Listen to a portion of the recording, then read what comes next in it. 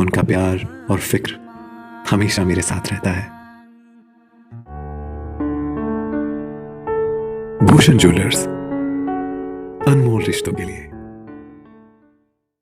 विधानसभा चुनाव 2022 में जनता से जुड़े अनेक मुद्दों को लेकर सीपीआईएम जोर शोर के साथ चुनाव मैदान में उतरेगी। यह बात नाहन में मीडिया से बात करते हुए सीपीआईएम के राज्य सचिवालय सदस्य कुलदीप तंवर ने कही।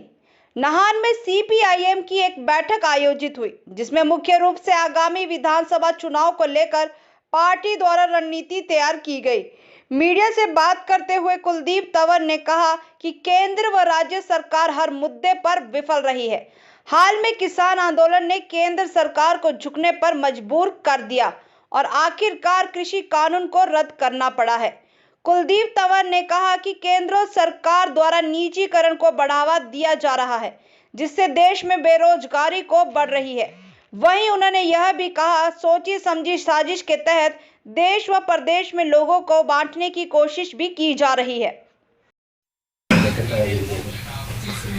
सीपीआईएम हिमाचल प्रदेश राज्य कमेटी और विशेष रूप से जो सिरमौर की जिला कमेटी भी है, वो भारतवर्ष में जो इस समय किसान आंदोलन पिछले 1 वर्ष से ज़्यादा चला था और जिस तरीके से केंद्रीय सरकार जो ये आज तक बात कर रही थी कि वो इन 3 कृषि कानूनों को कभी भी वापस नहीं लेगी, तो उनको अंत में लोगों की जो किसानों की एकता को देखते हुए इन 3 कृषि कानूनों को वापस लेना पड़ा।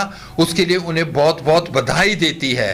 और सीपीआईएम का ये प्रयास है कि जो मेहनतकश जनता है वो इकट्ठी मिल करके रहे और जिस तरीके से अभी वर्तमान में जिनकी सत्ता है उनका एक प्रयास है कि मेहनतकश जनता को आपस में बांटा जाए। हम ये देख रहे हैं जिस तरह से ये स्वर्ण आयोग है या इस तरह की कई गतिविधियां हैं कि जिससे कि लोगों को बांटने का एक प्रयास हो रहा है। हम उसका विरोध करते हैं और हम ये मानते हैं कि आने वाले समय में तो सबसे बड़ा मुख्य मुद्दा ये है कि जो सरकारी उपक्रम थे उसको भी सरकार ने प्राइवेटाइज कर दिया।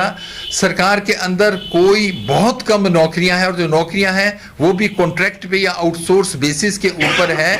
तो जब नौकरियां ही नहीं है तो उसमें आरक्षण कहाँ है? उसमें स्वर्ण आयोग या उनका एजेंडा आरक्षण के खिलाफ वो एक उचित नहीं लगता। वो तो केवल लोगों को बांटने की बात है, क्योंकि इस समय की जो पूंजीवादी व्यवस्था है उसके अंदर इस समय बहुत बड़ा संकट है, क्राइसिस है।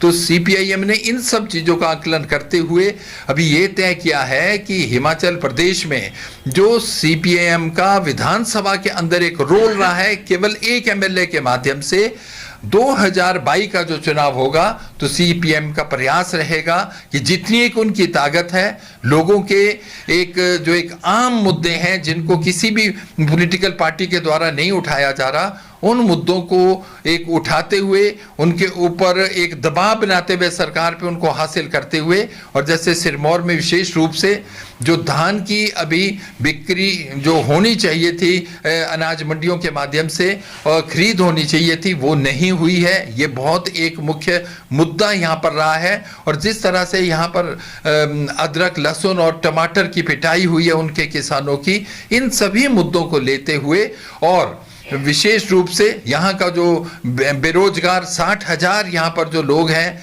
जो एक इस समय एम्प्लॉयमेंट एक्सचेंज में जिनके नाम दर्ज हैं, और उसके अलावा जो पिछले बहुत सा हमारा नौजवान यहाँ सिरमौर जिला से बाहर भी गया था नौकरी के लिए, वो वापस आया है, तो यहाँ बेरोजगारी की दर बहुत ज़्यादा बढ़ी है। इन सभी मुद्दों को लेते हुए सीपीआईएम इन सब मुद्दों का मंथन करते हुए एक ठोस एक कार्यक्रम के साथ 2022 के इलेक्शन में जाने के लिए आज यहाँ पर जिला स्तर की मीटिंग की गई और इस पे विचार हो रहा है। धन्यवाद।